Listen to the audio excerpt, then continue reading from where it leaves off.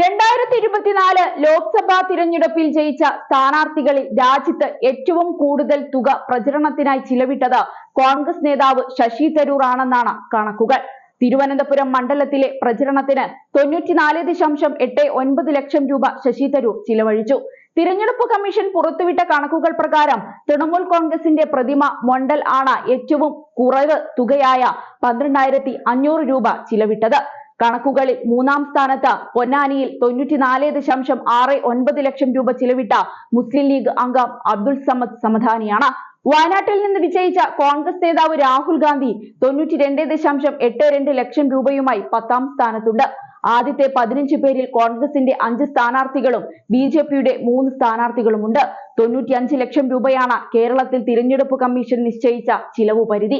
ആന്ധ്രാപ്രദേശ്, കേരളം, തമിഴ്നാട്, മഹാരാഷ്ട്ര തുടങ്ങിയ വലിയ സംസ്ഥാനങ്ങൾക്ക് 95 ലക്ഷവും അരുണാചൽ പ്രദേശ്, ഗോവ, ലക്ഷദ്വീപ് തുടങ്ങിയ ചെറിയ സംസ്ഥാനങ്ങളിലും കേന്ദ്രഭരണ പ്രദേശങ്ങളിലും 75 ലക്ഷവുമായിരുന്നു ചിലവ് പരിധി. എന്നാൽ പല മണ്ഡലങ്ങളും വെള്ളത്തിൽ വരച്ച വര പോലെയാവുകയായിരുന്നു കോൺഗ്രസിന്. അവസാനം നടന്ന ഡൽഹി നിയമസഭാ തിരഞ്ഞെടുപ്പിലും അവസ്ഥ അതുതന്നെയായിരുന്നു.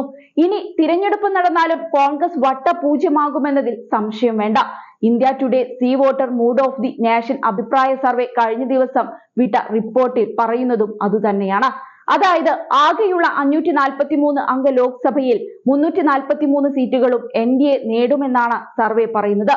2024 ലോക്സഭാ തിരഞ്ഞെടുപ്പിൽ 232 സീറ്റുകൾ നേടിയ ഇന്ത്യ സഖ്യത്തിന് 188 സീറ്റുകൾ മാത്രമേ ലഭിക്കൂ. 2024 292 സീറ്റ് നേടിയാണ് NDA അധികാരത്തിലെത്തിയത്. ബിജെപിക്ക് ഒറ്റയ്ക്ക് കേവല ഭൂരിപക്ഷം ലഭിക്കാതിരുന്ന സാഹചര്യത്തിൽ സഖ്യകക്ഷികളായ JDU-വും TDP-യും പിടിച്ച സീറ്റുകളാണ് നിർണായകമായത്.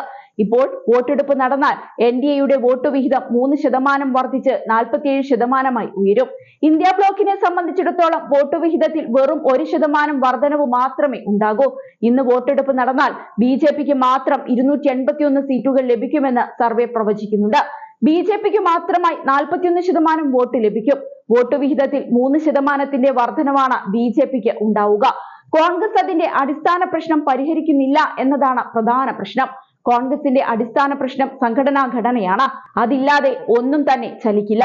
കഴിഞ്ഞ തവണ 400 സീറ്റ് എന്ന മുദ്രാവാക്യവും ഉയർത്തിയാണ് ബിജെപി വോട്ടെടുപ്പിന് നേരിട്ടത്. എന്നാൽ സ്വന്തമായി ഭൂരിപക്ഷം നേടാൻ കഴിയാതെ വന്നതോടെ ബിജെപിയും പ്രധാനമന്ത്രി നരേന്ദ്രമോദിയും പ്രതിരോധത്തിലാവുകയായിരുന്നു. വാസ്തവത്തിൽ ബിജെപിയുടെ 400 സീറ്റ് എന്ന മുദ്രാവാക്യമാണ് തിരഞ്ഞെടുപ്പിൽ ഏറ്റവും കൂടുതൽ സ്വാധീനം ചെലുത്തിയത്. ഇത്രയും മൃഗീയ ഭൂരിപക്ഷം ലഭിച്ചാൽ ബിജെപി ഭരണഘടന മാറ്റുമെന്ന് വോട്ടർമാരെ ബോധ്യപ്പെടുത്താൻ കോൺഗ്രസിന് സാധിച്ചു. ദളിത് OBC വോട്ടുകൾ കോൺഗ്രസിലേക്ക് എത്താനും ഇത് കാരണമായി. എന്നാൽ ലോക്സഭാ തിരഞ്ഞെടുപ്പിലെ മുന്നേറ്റം പിന്നീട് കോൺഗ്രസിനോ ഇന്ത്യ സഖ്യത്തിനോ നിലനിർത്താനായില്ല. ലോക്സഭാ തിരഞ്ഞെടുപ്പിന് 6 മാസത്തിനു ശേഷം മഹാരാഷ്ട്ര, ഹരിയാന, ഡൽഹി എന്നിവിടങ്ങളിൽ തുടർച്ചയായ തിരഞ്ഞെടുപ്പ് വിജയങ്ങൾ നേടി ബിജെപി സ്വാധീനം തിരിച്ചുപിടിച്ചു. ജമ്മു കശ്മീരിൽ അധികാരം ലഭിച്ചതു മാത്രമാണ് ഇന്ത്യ സഖ്യത്തിന് ആശ്വസിക്കാനുള്ളത്.